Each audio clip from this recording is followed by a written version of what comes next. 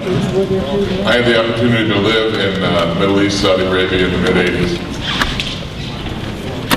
I believe I knew when I left, after over 2 years, that the Shiites and the Sunnis hate each other as much as they do us.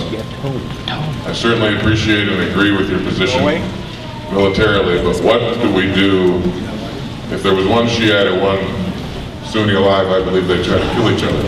Are we going to divide it like Bosnia, or what do we do to politically solve the problem?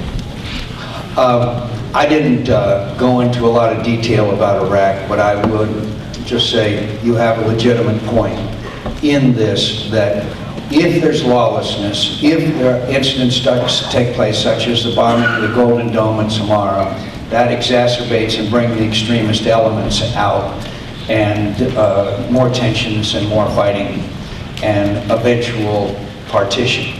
But the trend is in the other direction now. Sunni and Shia are working together in many areas. The refugees are coming back.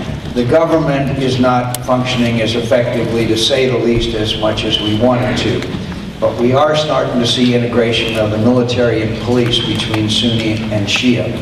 I think the people of Iraq are Iraqis first. When they won a soccer game against Saudi Arabia, thousands of people celebrated and they were waving Iraqi flags. I think if you partition the country, the Turks have said that they would never allow an independent Kurdish state. I think you would have to divide neighborhoods and even bedrooms, because Sunni and Shia are married to each other. But that doesn't change the fact that we've got to see more progress on the part of the Maliki government. We all recognize that. We've got to have de-Ba'athification reversed, we've got to have oil revenue sharing, and we've got to have provincial elections. So I'm still confident that the people of Iraq are Iraqi first and Shia, Sunni, or Kurd second, or other ethnic groups that are there. I think it's hard, and I think it's tough, and it brings me back to this rule of law. One of the things that Lindsay has been working on is that there's some 20,000 Sunni in prison, and been in prison. We've got to work out a process where those people can either go to trial or be free.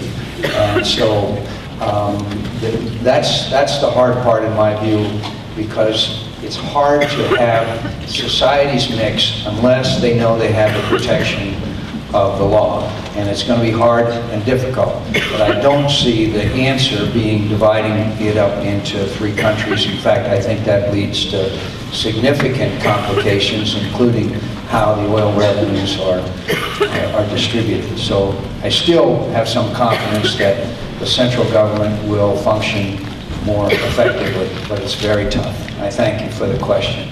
Yes, sir.